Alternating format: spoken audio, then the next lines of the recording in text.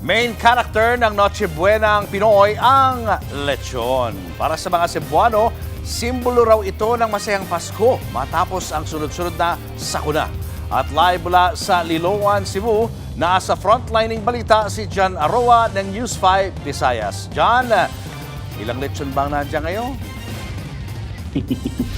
Julius, bukod sa Star of the Night sa mga handaan ng lechon, para sa mga Cebuano, simbolo rin ito ng pasasalamat na makakapagdiwang sila ng Pasko sa kabila ng mga sakuna. Hindi pa man luto, sold out agad ang mga lelechoning baboy. Ganito ang eksena sa lechonan ni Mang Daniel Bernardino sa Liloan, Cebu. Ngayong araw lang ay umabot na sa 30 lechon ang kanilang nabenta. Ramdam ang sigla ng bintahan kumpara noong nakaraang taon kahit tinamaan sila ng Bagyong Tino. Ganun po talaga yung spirit ng tao po eh. Pag ganitong mga season po, talagang pinagbibigyan at pinaghahandaan po talaga nila yung mga ganitong mga pagkakataon. Kahit may kalamidad po is yung Pilipino spirit talagang bumabangon po.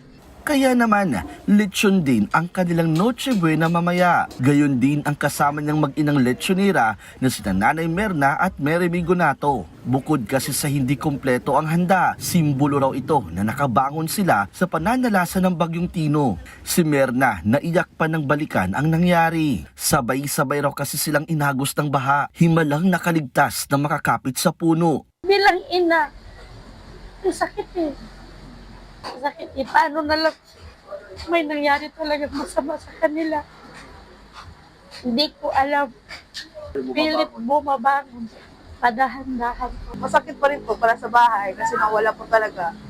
Pero ano naman po, okay naman po kasi okay naman kami pamilya. Every night po talaga na po salamat kay Lord kasi binuhay po talaga kami. Like, second life na po talaga namin po.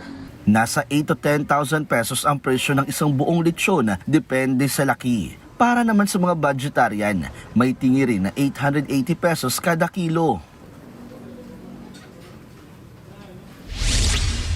Julius, dahil nga bida ang lechon dito sa Talisay, mayroon ding lechon food park. At syempre, hindi makukumpleto ang ating live kung hindi tayo makakatikim ng lechon ng Cebu.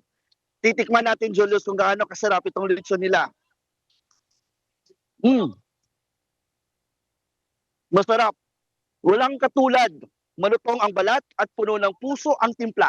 Merry Christmas dyan sa inyo, Julius. Merry Christmas, ikaw lang naman ang kumakain. Paano naman kami? Yeah. Merry Christmas, John. Yan po si John Aroa. Mga kapatid, Julius Babaw po.